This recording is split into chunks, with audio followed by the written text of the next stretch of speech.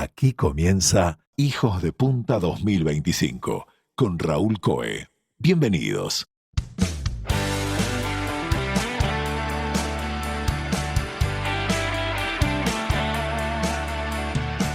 Muy buenas tardes para todos y bienvenidos a Hijos de Punta. Hoy vamos a hablar de historia. Recibimos a un invitado que ha logrado algo muy especial: despertar el interés por la historia en el gran público. Y lo hace con humor, con inteligencia, rigor técnico, claridad y una enorme vocación pedagógica, repleto siempre de buenas intenciones. Creo que enseguida lo van a reconocer.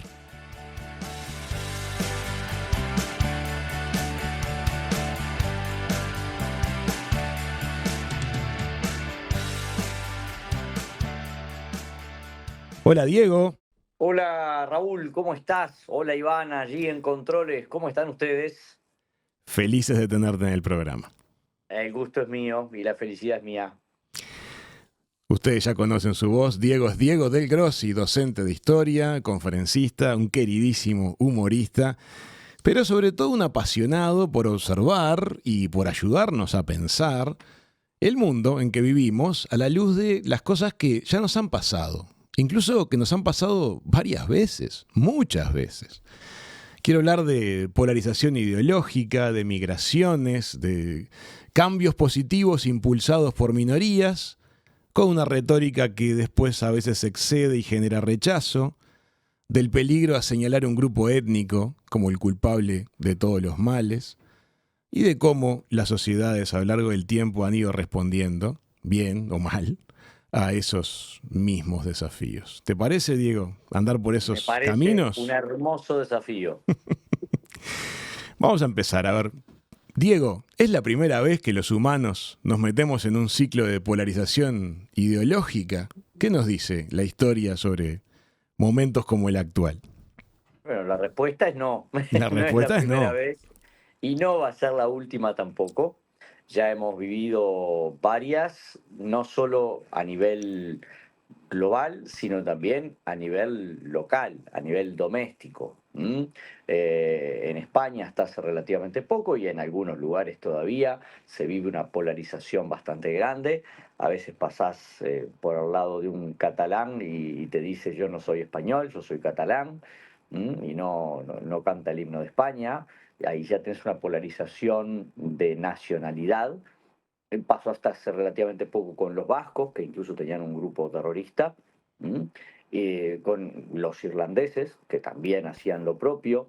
Y estamos hablando de Occidente, ¿no? Estamos hablando de un Occidente entre gente que tiene tradiciones judeo-cristiano, grecolatinas, porque viste que siempre hoy nos estamos tirando con todo esto de la guerra en Medio Oriente, estamos hablando mucho de los barbudos y de los islamistas y de no sé qué. No, no, no, no, vamos a hablar entre nosotros. Y hasta hace 50 años la polarización la teníamos nosotros, ¿no?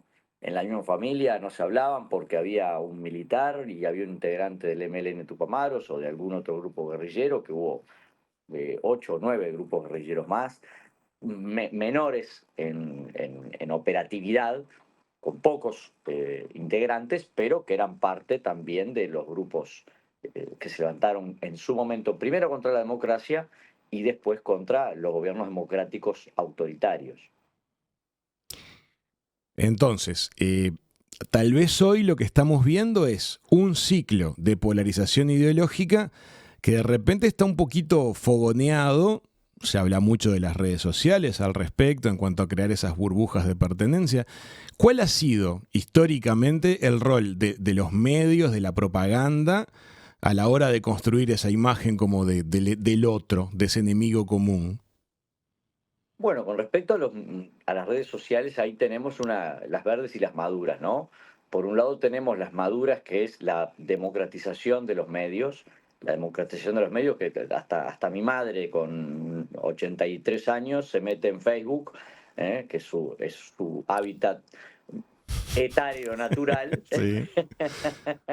y opina, ¿no? Entonces, antes mamá, cuando era joven, opinaba en la reunión de amigas tomando el té, y de ahí no salía. tener mucha suerte para que pasara un periodista de radio como tú o un periodista de televisión y le hiciera una entrevista, ¿no? Entonces, y la opinión de mi madre igual quedaba circunscrita a los que escuchaban esa emisora o a los que veían ese informativo que no se volvía a repetir. No es como hoy que lo levantás en cable, lo levantás en las redes, lo levantás en YouTube, o el mismo canal te lo repite, el mismo canal por aire te lo repite a la noche, ¿ah? O el fin de semana. Entonces, hoy tenemos una democratización estupenda de los medios de comunicación mediante las redes sociales. Lo verde de eso, bueno, lo verde es que también se agranda o se magnifica también lo malo. Claro. Entonces, y como el ser humano naturalmente tiene esa propensión a, a lo maquiavélico, a lo sádico, ¿ah? Quiero recordarte que hasta 1918 en nuestro país había pelotones de fusilamiento y la gente se concentraba para ver los fusilamientos y los nenes compraban manzana caramelada y se sentaban en el cordón de la vereda a ver cómo fusilaban a la gente. A ver, basta con que una publicación de Instagram tenga el famoso cartelito de estas imágenes, no sé qué, sometemos a su... Es el mejor llamador para apretar y a ver qué es lo que hay, ¿no? Entiendo. O cuando un periodista dice, las imágenes a continuación son un poco... Y ya, el que no estaba viendo la tele se juntó. Sí. Vengan todos a mirar esto. Ahí va, ¿no? Cuanto más sangre, mejor. Por algo existe un género thriller que venden estupendo, por algo existe un género policial negro, una comedia negra que venden estupenda, por eso existe películas de terror y los documentales que más audiencia tienen son los documentales que hablan de las Torres Gemelas, de la búsqueda de Bin Laden, o sea, la caída del Imperio Romano, o sea... Segunda Guerra. La Segunda Guerra Mundial, ni que hablar, tanto películas como documentales. Entonces, las redes han dado una rienda suelta a eso que le está sacando el trabajo a muchos psicólogos y psiquiatras, ¿no? Porque vos ves gente que publica en redes cosas que decís, mijo, ¿cómo? La otra vez vi una expresión muy graciosa que era, ¿cómo se nota que de chico te faltaron muchos abrazos? ¿No? Sí. Hay mucha canalización en los comentarios. Es que si no fuera por las redes sociales, mucha gente estaría medicada y en psiquiátricos, totalmente. Estarían atados con una buena camisa de fuerza. Capaz que soy uno de ellos, ¿no? Y rebotando contra los rincones. Y lo que pasa es que ha avanzado tanto, y eso lo ves tú, que estás vinculado también a la tecnología comunicacional, ha avanzado tanto la tecnología, tanto, y esto ya parece un cliché, que no nos hemos acostumbrado, o sea, la tecnología ha avanzado demasiado a prisa para lo que el ser humano es capaz de asimilar y de poder bajar a tierra. Es como cuando haces un viaje, ponele a Europa, 15 días, 12 países.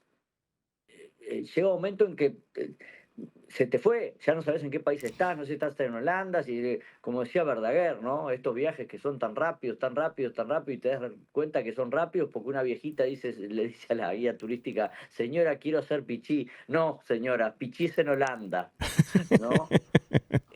Esto es lo mismo. Entonces llega un momento en que no asumís y no va tan rápido todo. Diego, y te pregunto algo ahí entre paréntesis. ¿Será que esa abundancia de pseudoinformación o de ese caudal informativo tan deslumbrante que hoy nos llega por tantos medios, será eso lo que empuja a que mucha gente consuma y opine en base a golpes de titular? Yo sostengo eso. No sé tú qué opinas como periodista. Yo sostengo eso. Bueno, el otro día conversamos con Martín Aguirre, el director del diario El País, y uno de los temas fue justamente ese.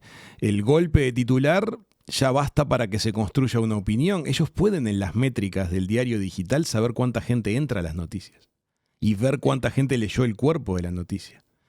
Y sorprende la cantidad de gente que ya expresa una opinión conformada y aparentemente sólida, y que lo que leyó fue el titular. Sí. Ahora, ¿no te parece que eso es un riesgo grande a la hora de construir justamente, por ejemplo, un enemigo común? Basta con enganchar 4 o 5 titulares bien redactados. Es un peligro. Lo que pasa es que también obedece a que la gente, esto es que fue primero el huevo o la gallina. Nosotros cada vez leemos menos. Si tú ves un titular, yo constantemente estoy con mis alumnos cuando doy clases vía Zoom o charlas, a veces traigo diarios de la época, ¿no? Y estamos hablando de diarios de los años 30, de los años 40, de los años 50, de los años 60, hasta los 80 incluso, donde vos ves que el titular, el tamaño del titular, es apenas 3 o 4 veces más grande que la letra del artículo en sí. Te Buena diría que la letra del observación. artículo es tirando a pequeñita, y el titular vendría a ser como un subtítulo en cualquier diario de hoy, ¿no? A no ser que fueran cosas muy grandilocuentes. Ejemplo, se acabó la guerra, era toda la página, Comprendo.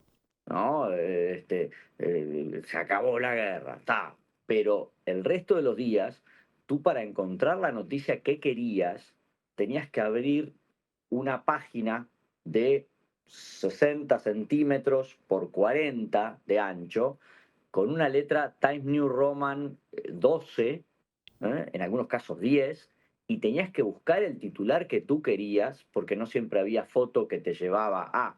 Entonces, eso hacía que leyeras. Sí o Comprendo. sí, hacía que leyeras. Cuando Hoy vemos a no. veces tú la llevas a tus clases, pero a veces de pronto en racontos televisivos, en documentales, aparecen fotogramas que muestran diarios de época, y lo que decís tú es muy notorio, es un mar de texto con pequeños titulares intercalados.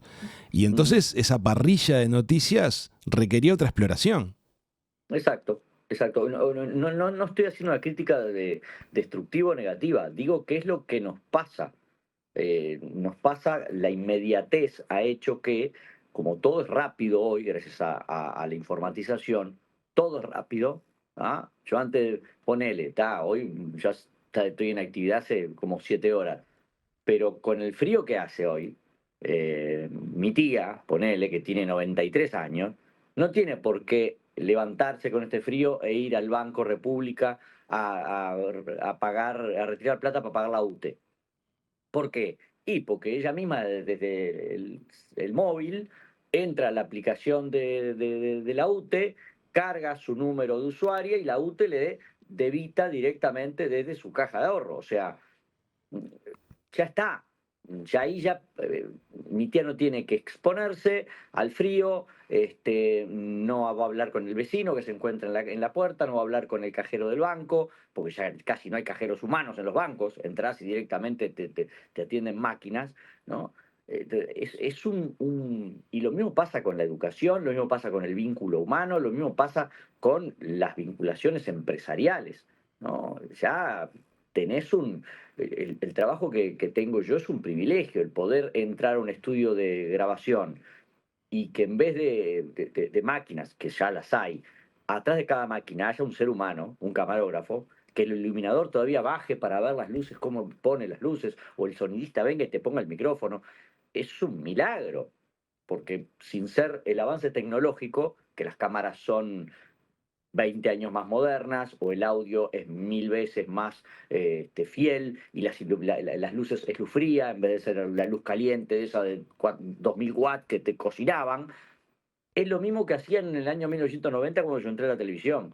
O sea, en ese aspecto me siento todavía en un limbo, que no quiere decir que sea atrasada la cosa, porque tecnológicamente le pido al director tal imagen y él en una pantalla plasma, ¿no? de 8 metros por 4 lo ponen a mis espaldas. Pero todavía eso se ha compasado. En otros trabajos no, en otros trabajos directamente ya no estás yendo a trabajar. No tenés compañeros físicos de trabajo. Bueno, por ¿No? ahí viene algo que me parece significativo. Estábamos hablando del tema de cómo las narrativas desde lo digital de pronto nos pueden empujar a golpes de titulares a opiniones prematuras. Bueno, Una de las cosas que tal vez históricamente hasta nuestra generación de pronto nos resultó muy natural, que era esa cotidianeidad que decís vos, de salir, de hacer una compra, de conversar, de participar en un equipo deportivo, de repente tener compañeros de estudio, compañeros de trabajo, nos vinculaba afectivamente también a toda una enorme red de personas que pensaba de pronto alguna como nosotros, alguna un poco distinto, alguna muy diferente, pero como los conocíamos personalmente, sabíamos que más allá de que pensáramos muy distinto en algún aspecto, también lo queríamos por su simpatía, buen humor, actividad, talento, por lo que fuere. Entonces sabíamos que ese otro no era un ogro malvado, simplemente una persona que pensaba distinto.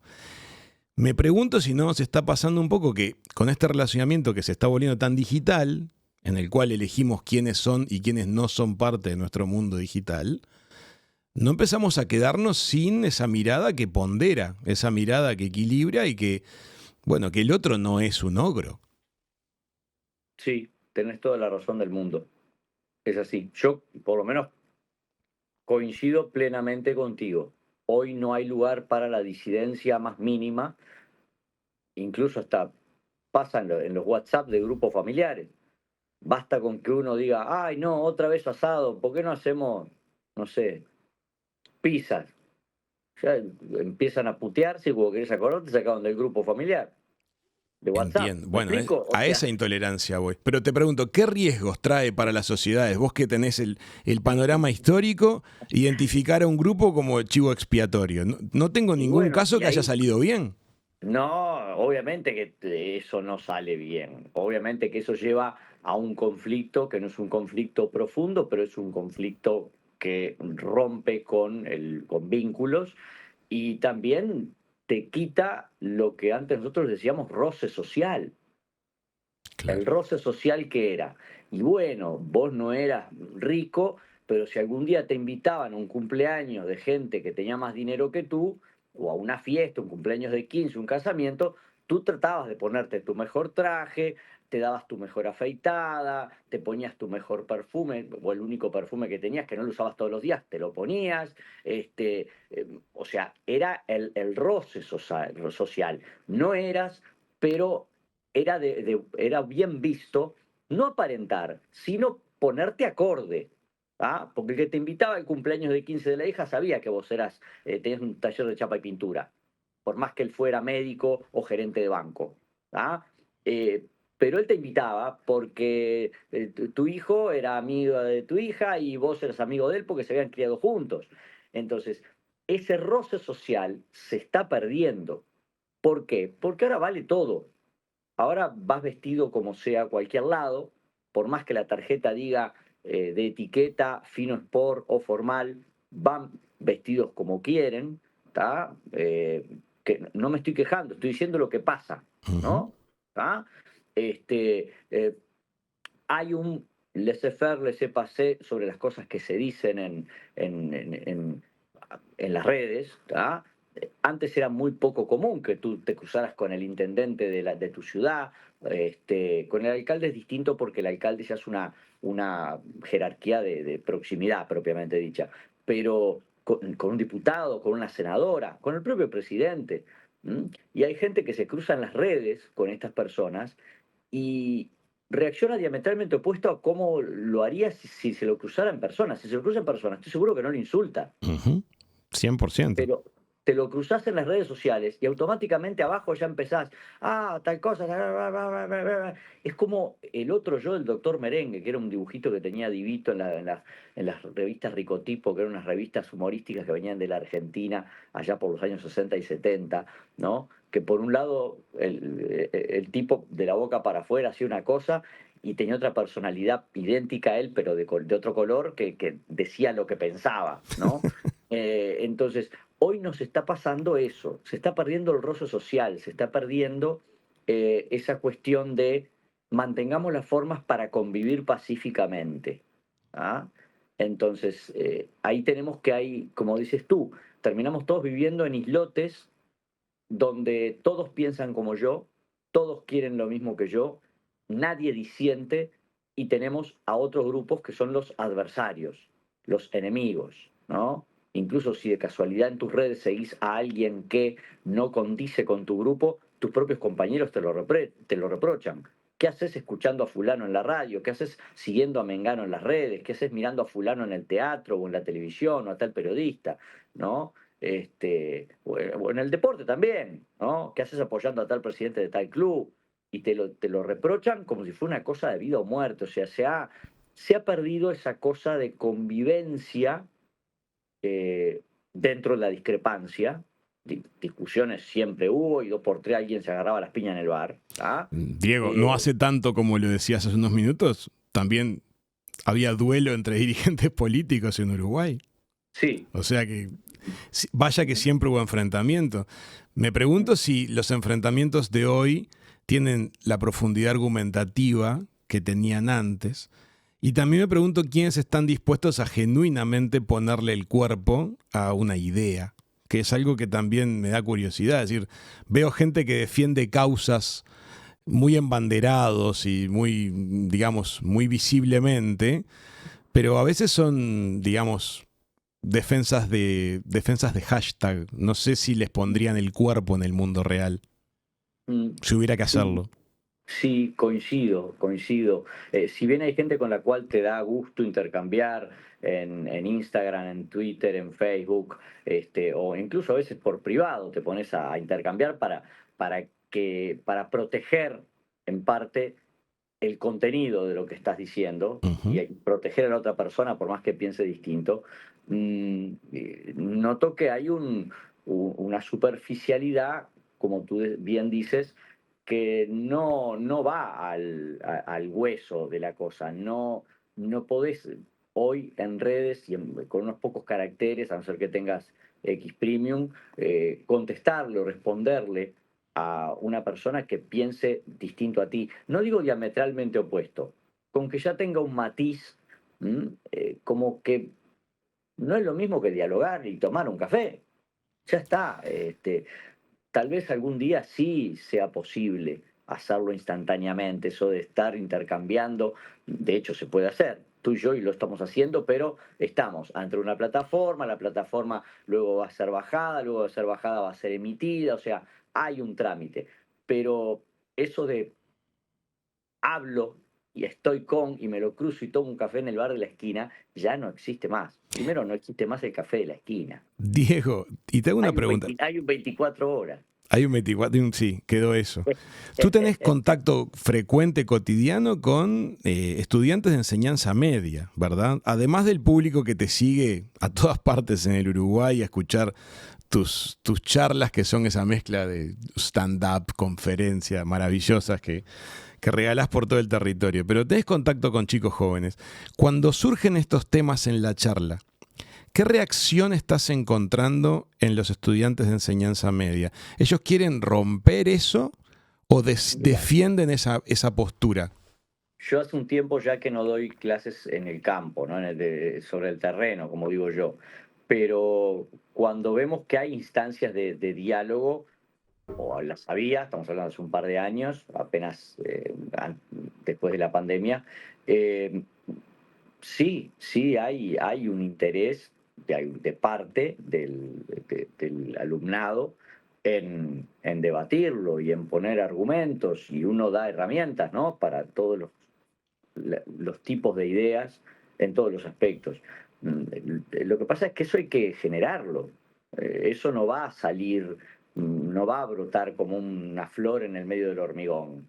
Entonces, y más hoy donde tampoco tenemos mucho diálogo a nivel familiar. O sea, hay diálogo, porque cuando convivís con alguien tiene que haber diálogo. ¿Ah? Pero no están las charlas esas de mesa. Yo la otra vez veía, me fui con un amigo acá a cenar y miraba la mesa de al lado y estaba el padre y la madre con tres gurises y los tres chiquilines, durante toda la cena, los padres le vieron la mollera porque estaban así. Ujú. Entiendo lo que decís, lo No, hemos visto, sí. no le escuché la voz a los chiquilines. Ujú. Tal vez en algún momento dijeron sí, porque el padre le dijo si querías papas fritas, pero eh, Y si eso pasa en la mesa, que me imagino que no todos los días saldrán a comer afuera, ¿no? No digo que sea algo privativo del todo, pero tampoco es algo habitual.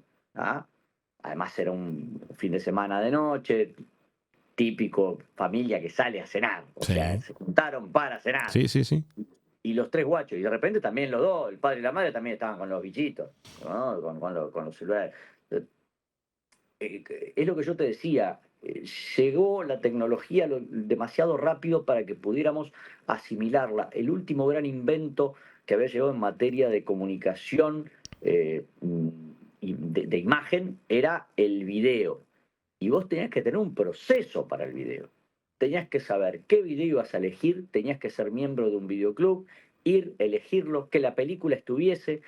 Cuando la película te la daban tenías un tiempo perentorio para devolverla, o sea, tenías que en tu casa o verla solo o juntar a la familia para ver la película, porque a veces la quería ver tu esposa, a veces la querían ver tus hijos, ¿ah?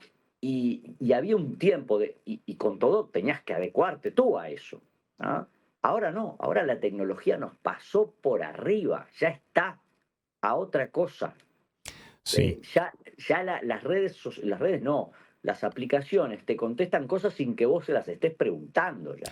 Sí, y es cierto lo que decís, también con lado bueno y malo, pero es muy notorio. Ahora, históricamente me decías, muchas veces hemos tenido ciclos de divisiones ideológicas y de percibir al otro como el malo. Pero entonces, si hubo ciclos, es que en el medio hubo periodos en los que eso se calmó. No fue tan así. Me pregunto, si estamos viviendo este ciclo actual de polarización, ¿qué te parece que podría provocar un cambio? Bueno, primeramente creo que el ejemplo viene de arriba hacia abajo, ¿no? Si bien es verdad que aquí en Uruguay se vive cierta polarización política, en este caso porque acabamos de salir están por asumir los nuevos intendentes, ¿no?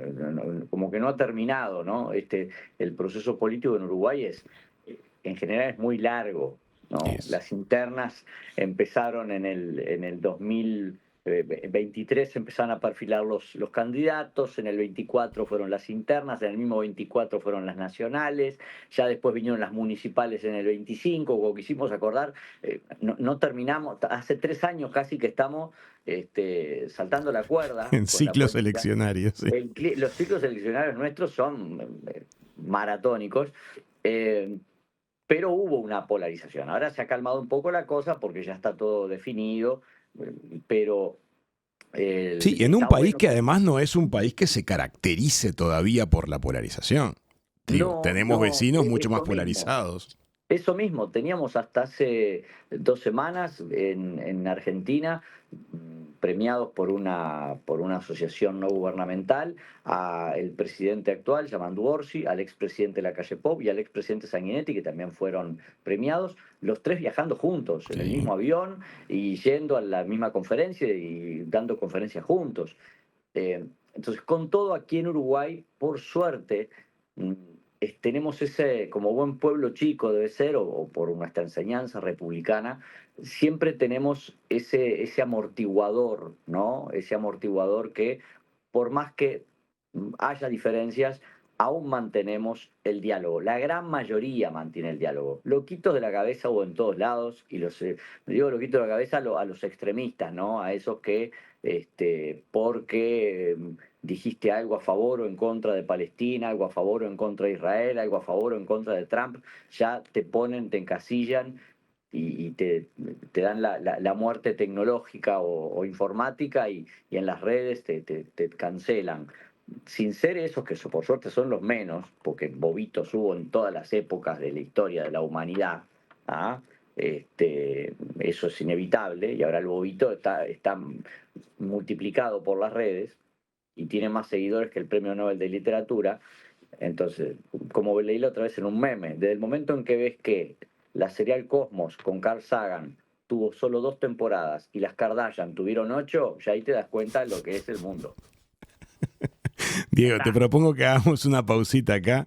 En la segunda parte de la charla quiero hablar contigo de cultura de la cancelación, quiero hablar de migraciones. Vamos a ver para qué nos da el tiempo, porque sos una persona con la que me quedaría hablando 4 semanas. Igualmente. Amigas, amigos, ya venimos con más de Hijos de Punta.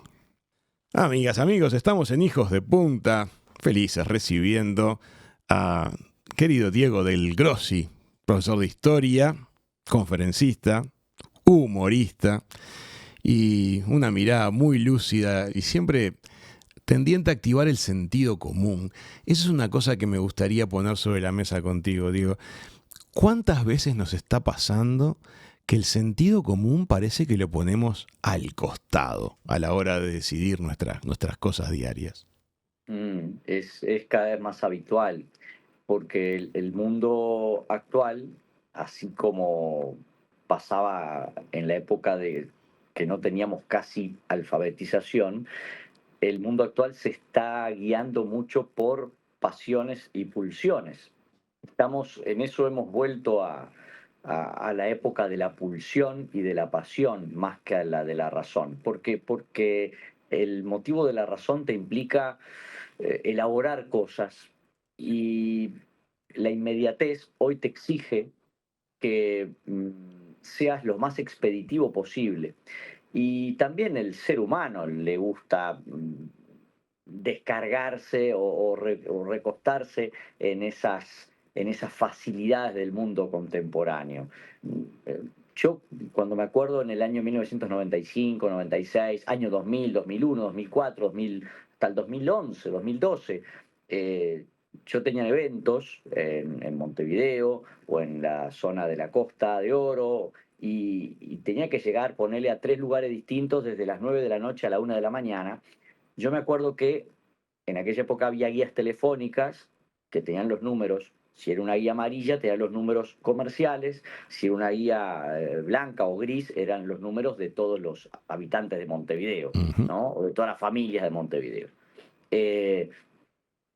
Yo agarraba de la guía telefónica amarilla los mapas, porque venían 8, 9, 10 mapas, los engrampaba y marcaba dónde tenía que ir. O sea, yo me subía al auto, miraba, decía, a ver qué puedo agarrar para...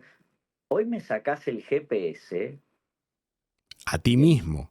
A mí mismo, ¿no? O sea, te está hablando la persona que te decía que antes, ojo que esto le debía pasar también al médico de guardia, que se subía a una ambulancia, y el tipo de la ambulancia tenía, o el taxista, te tenía que llevar por el lugar más corto y más rápido. Y eso lo hacía todo de memoria.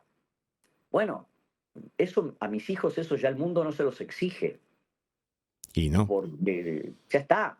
Además de que se pueden tomar un Uber, ponele, ¿tá? Que maneja por ellos, ya no tienen que pensar por dónde, y ustedes dirán, bueno, está, pero es comodidad. Sí, pero es un ejercicio mental que teníamos que hacer, que nos mantenía aceitados, nada más ni nada menos que esa cosa que vos le escuchás a los veteranos. No, agarrá por acá que es más corto. ¿Y vos cómo sabés? Porque siempre agarré por acá, porque la otra flechada, ahí vi la avenida, que tenés semáforo. O sea, todo lo que el GPS te evita, te lo dice un veterano de 50, 60 años hoy, ¿tá?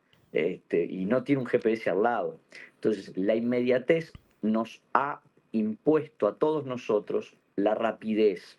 Y la rapidez te implica no razonar, ser más pulsional y pasional que racional. Y ahí es cuando vienen los embanderamientos, ahí es cuando vienen los radicalismos, en todos los aspectos. ¿Ah? Y es una lástima que hoy suceda eso, porque hoy tenemos toda la información y más, y a veces yo diría que demasiada, ¿ah? Porque no podemos decodificarla. ¿Ah? Es una época en la cual todos tendríamos que entender más al prójimo, y sin embargo parece que cada vez lo entendiéramos menos. Qué interesante lo que acabas de contar, esa conexión, ese puente que haces entre el apuro o la ansiedad de la respuesta y la toma de decisión pasional. Claro, porque el instinto también es una decisión más rápida que una decisión razonada. La decisión instintiva es más rápida, es más eficaz en ese sentido. Tal vez no la pasamos por tantos filtros racionales. Siento que se arman como 2 bibliotecas en lo que estás diciendo. Por un lado está el que te dice que apoyados en la tecnología, nos volvemos como centauros y somos superiores a lo que hubiéramos sido sin ella porque arrancamos de un punto de partida más potente. Está el que te dice, no, acá viene un atrofio intelectual porque músculo que no se usa se atrofia y si no estamos usando los sistemas racionales, se atrofiarán. Es una lotería, no sé para qué, o es un caso a caso, capaz que le pega distinto a unos, le pegará distinto a unos y otros.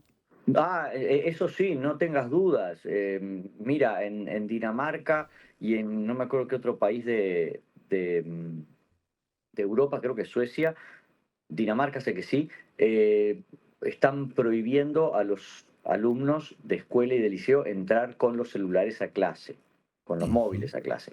No quiere decir que no les permitan usar los ordenadores o las PC de la sala de informática o las PC personales, ¿no? Como las tablets y esas cuestiones. O sea, no están negando la tecnología. Lo que sí están diciéndole a los chicos es nada de elementos móviles de comunicación con su familia, con sus amigos, con WhatsApp, con Instagram, con TikTok, ¿tá? Por lo menos mientras están en clase, ¿tá? Y bueno, y eso es una medida que se tomó después de un debate muy grande, que se tomó de forma bastante tarde, porque imagínate que estamos hablando de países europeos que tienen teléfonos móviles desde fines de los 80, principios de los 90, Uh-huh. y con inteligencia artificial avanzada, estamos hablando de 15 años a esta parte, y tuvieron que pasar 3 generaciones de 5 años cada una, escolares, para que se decidieran a tomar esa decisión. Y bueno, y en España hace poco más de 3 años, inmediatamente que terminó la pandemia, un médico español, nada que ver con la pandemia, pero sí que ver con la atención al cliente, juntó firmas por toda España para que en los bancos, en todos los bancos, sea cual fuera su sucursal, la marca del banco, el dueño, ¿ah? Hubiese un cajero ser humano, hombre o mujer, para atender a la gente que tiene dudas y que quiere depositar con Sí, un sí, ser humano en hablando una con caja. alguien. También leí la noticia de que prohibieron en Suecia que los supermercados automaticen todas las cajas. Tiene que haber una caja al menos con un humano, porque se sabe que hay un montón de gente que la interacción humana diaria que tiene es la caja del supermercado. Por ejemplo, ¿tá? Entonces, Será un caso a caso. sí, es un caso a caso, porque es la única manera que podemos meterle cerebro a eso y tratar de dar la mejor solución. Y si no es la mejor solución, bueno, se retrocederá. Ahora se cerró la biblioteca pública aquí en Montevideo, ¿no? La Biblioteca Nacional. En su momento la Biblioteca de París se digitalizó y vieron que era un fracaso digitalizarla. Y volvieron otra vez a los cajoncitos con las fichitas, ¿no? Bibliográficas. Bueno, hay que tener la capacidad también de dar la marcha atrás. Vamos a ver qué pasa. Ojalá que haya cerrado la biblioteca para que haya un proceso de digitalización del acervo más viejo, que se puedan matar las humedades que haya, los bichitos que haya, y que pronto pueda volver a abrir. Además la cerraron justo el día que se conmemoraba años de su apertura. Sí, fue muy opinable ese tema. Fue Sí. muy raro, muy raro. Ahora se anunció la reapertura del último trimestre del año, pero sí, fue polémico Ojalá. y se rompe un histórico, ¿no? Que eso no tiene reparación. Sí. Decime Son una cosas cosa, Diego. Ahora te voy a poner de abogado de la otra parte, entre comillas. Abogado del diablo, va. A ver qué te parece. Porque hace unos meses atrás tuve una experiencia que me movió bastante la forma de pensar sobre esto. Yo tendía a ser un poquito apocalíptico en cuanto a los avances tecnológicos en general. Y resulta ser que hace unos meses teníamos que hacer unas modificaciones aquí en el estudio de la emisora, plenamente tecnológicas. Incorporábamos nuevos equipamientos y bueno, había que desembalar todo eso, instalarlo, conectarlo, dejarlo funcionando. El técnico que vino a hacerlo era tremendamente joven. Primera sorpresa, inusualmente joven. Segundo, cuando empieza a desembalar los equipos, uno de sus primeros comentarios fue, yo esto lo voy a estar haciendo por primera vez, esto no lo hice nunca. Ok. ¿Y cómo lo vas a encarar? Bueno, ya veré. porque también digo que las cajas en que venían los equipamientos no traían mucho manual. Traían algunos códigos QR y, y le pregunté, ¿y cómo encaramos si hay algo que no sepas? Siempre hay a quien preguntarle.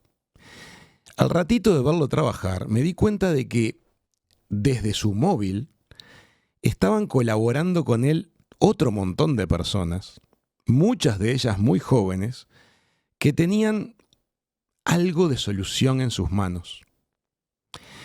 Y la realidad fue que terminó la tarde, las cosas estaban instaladas, funcionando, y el chico se fue con todas las felicitaciones del mundo, pero ¿yo a quién le estoy agradeciendo? ¿A él o a toda su red de gente querida, conocida, que digitalmente lograron sacar adelante esa situación? Y entonces me pasó eso y me movió el piso. Digo, pero entonces, ¿será que hay una nueva forma de encarar los temas que no requieren tanto la hiperespecialización, que no requieren tanto el dato preciso, sino el dato aproximado, y luego lo ajustan en forma como de red? Es impresionante, es un ejemplo impresionante. Doméstico, pasó en una radio en Uruguay, en una renovación tecnológica, y que se solucionó de esa manera. Sí, a ver, no vamos a andar haciendo quema de brujas. La nueva generación que se adapta a estos cambios más rápido que las antiguas generaciones, por una cuestión de software interno nada más, nos han dado gratísimas sorpresas. El hecho de que se opere a distancia a una persona, que el equipo quirúrgico profesional esté a distancia y que los que estén sobre el terreno no sean los especialistas propiamente dicho, sino los que están auxiliando. Claro. Ya con eso ya está. Estamos del otro lado. Está bueno la adecuación, está buena. Tal vez para hacer eso antes se precisaban 5 personas para la instalación que requería todo un cambio tecnológico. Ahora basta con que el courier traiga la maquinaria, él mismo desembale las cosas, se cuide que cuando salga todo lo ponga en el depósito de los reciclables, porque Sí. obviamente él va a cuidar eso, y sí, es como dices tú, está online armando una red con la ayuda de tal vez 4 o 5 personas que saben tanto como él o un poco menos que él, pero que para colocar esa clavija donde hay que colocarla, Lo hacen. Lo hacen. Claro, pero encaran la situación con esa energía muy optimista de tranquilo, lo vamos a resolver. O sea, no es lo voy a resolver, es lo vamos a resolver. Yo y mi generación lo vamos a resolver. Me pareció realmente significativo esa tarde. Sí, eso te reconcilia con el mundo. 100%, 100%. ¿Qué temas te resultan a vos más lindos de abordar con humor de los temas históricos? ¿O qué temas te cuesta meterles la cuotita de humor con la que solés entrar tan bien a la divulgación? Claro, yo estoy dando cursos de historia de Grecia, Egipto, Roma, y también estoy dando paralelamente cursos sobre la Segunda Guerra Mundial. Y mucha gente se asombra de cosas que pasaban hace 80 años, 90 en la Segunda Guerra, o hace 3.500 años en el Antiguo Egipto, o en Mesopotamia, o hace 2.500 en Grecia. Y cuando se los traspolás al día de hoy y le haces un paralelismo con cosas que vivimos hoy, decís, pucha, es casi lo mismo, nada más que con distintos elementos, distintos instrumentos, tal vez más grande o más chico, más magnificado o menos, ¿no? Ayer yo, por ejemplo, le decía, y ahí podés poner el humor, le decía yo a los alumnos específicamente de la clase de Egipto, que todos los pueblos de Egipto tenían un dios para cada ciudad, ¿no? Había dioses nacionales y un dios para cada ciudad. Y al dios de cada ciudad tenía días festivos donde la estatua la vestían y la sacaban a pasear por el Nilo en bote, y la gente le tiraba flores y había fiesta y comían, y el faraón regalaba trigo, o sea, Y la gente miraba, ¿no? Como diciendo, qué tontos o qué bobos o lo que era. Yo, muchachos, ¿qué son las procesiones de San Cono? Sí, son gestos Sacá, comunitarios, son construcción claro, comunitaria. sacás a una estatua de mármol o de bronce o de losa A pasear. eh, a pasear y la gente le tira cosas y compra estampitas y estamos hablando del siglo XXI y lo de Egipto pasó hace 47 siglos. O sea, no es una estatua faraónica de 3.500 kilos que se pasea por el Nilo, pero heredamos mucha cosa y nos asombramos de situaciones que ya han sucedido. Obviamente no con la tecnología de hoy ni con la difusión de hoy, pero el ser humano sigue siendo lo que es, un animal que tiene cultura, que ha despegado de los animales sin mucha inteligencia y que tiene su estilo y no ha terminado. O sea, la tecnología lo único que ha hecho es pintar algunas características circunstanciales, porque como la tecnología avanza tan rápido, pero seguimos siendo, rascás un poquito y seguimos siendo animalitos. Yo siempre digo que yo estoy tomando este jugo frío y ya se me condensó acá el calorcito y el frío, ¿no? Yo digo que la cultura es esto que acabo de sacar, esto es la cultura. Claro. ¿Ah? El resto es el ser humano. Y acá esto que acabo de sacar entra la informática, las redes, la historia, la filosofía, la salud, la matemática, la física, la química, la convivencia humana, las ciencias sociales. Acá entra todo. Pero rascás un poco y el 99,9% es animal. Esencia animal. Ya está. Diego, te preguntaba acerca del humor metido en los temas más diversos, porque quería preguntarte al final de acá de la nota acerca de si hacer humor hoy implica cuidarse de la cancelación. O sea, ¿qué tanto pesan ustedes que hacen humor a diario el peligro de, entre comillas, patinar, meter la pata y quedar en la picota pública? ¿Están presentes en la cabeza de los humoristas actuales? Bueno, personalmente tengo un show que se llama Del Grossi Políticamente Incorrecto, o sea que a mí lo políticamente incorrecto, dentro de su contexto, dentro de un contexto, se puede hacer. ¿Ah? No es como antes, pero yo de hecho lo hago. Bueno, la obra esta que tenemos con César Troncoso y con Franklin Rodríguez es una obra que es políticamente incorrecta. Fue escrita por un feminista francés, Eric Assous, que desgraciadamente falleció muy joven durante la pandemia del COVID. Y bueno, y se trata un tema con humor, que es humor negro, es una comedia negra, que si te pones a ver lo que están haciendo los actores, es políticamente incorrecto. ¿Ah? Y esa es una obra de teatro que es políticamente incorrecta, pero al estar dentro de un entorno, dentro de un contexto, la gente lo banca bien. Sí, noto que a los humoristas les tiene un miedo la gente ahora, o estamos bajo la lupa. Los políticos pueden hacer lo que quieran, decir lo que quieran, no pasa nada. Los futbolistas pueden hacer lo que quieran, no pasa nada. Los periodistas a veces pueden decir lo que quieran, no pasa nada. Ahora, Cantantes también, las letras valen todas. las letras, ahí va, las letras valen todas. Pero después, ves a un tipo que agarra un micrófono y se sube a un escenario para hacer reír y automáticamente arde Troya. Arde Ay, a Troya. ver qué dice, a ver qué no dice. Nos tienen un miedo, claro, porque el ser humorista es una de las profesiones, y más hoy en día, es una de las profesiones más libres que hay. Claro. Podés hacer humor con lo que a vos se te cante, dando un contexto previo. Por eso cuando hay gente que filma parte de tu actuación o parte de tu disertación y lo pone fuera de contexto en una red social y la gente opina y dice, ay, qué horrible lo que dijo, o, ¿de dónde salió para decir eso? O no sé qué. Claro, la persona que publicó ese fragmento omitió 45 minutos previos Claro. donde vos fuiste adecuando al público a lo que vos estás haciendo. ¿Ah? Entonces, es como un desnudo en el cine. ¿Cómo terminó desnuda esa mujer? No empezó desnuda la película. Pero si Claro. vos pones solo el pedacito en el cual ella está desnuda con su novio, decís, ay, pero esto es una película de relajo. Y no es una película de relajo. Como dice Marcel Querovian, mi amigo. Esto es relajo. Esto es relajo, ¿no? es una expresión desopilante, relajo. Diego, es un placer charlar contigo. Hablaría un mes y medio. Igualmente, Raúl. Y es que nos ponemos a hablar cuando nos vemos en vivo, nos podemos hablar también. Te quiero agradecer mucho que hayas compartido un ratito con toda la audiencia de Hijos de Punta. Gracias a ustedes. Sigan con Hijos de Punta a full.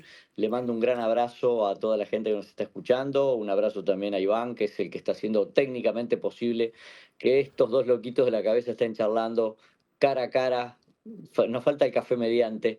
Ojalá que nunca falte esto, ¿eh? Que nunca falte, ¿verdad? Diego, Gran un abrazo abrazo y muy felicidades. fuerte. Abrazo. Muchas gracias. Amigas, amigos, esto fue Hijos de Punta junto a Diego del Grossi. Un placer esta charla. Llegamos hasta acá. Nos vemos prontito. Chau, chau.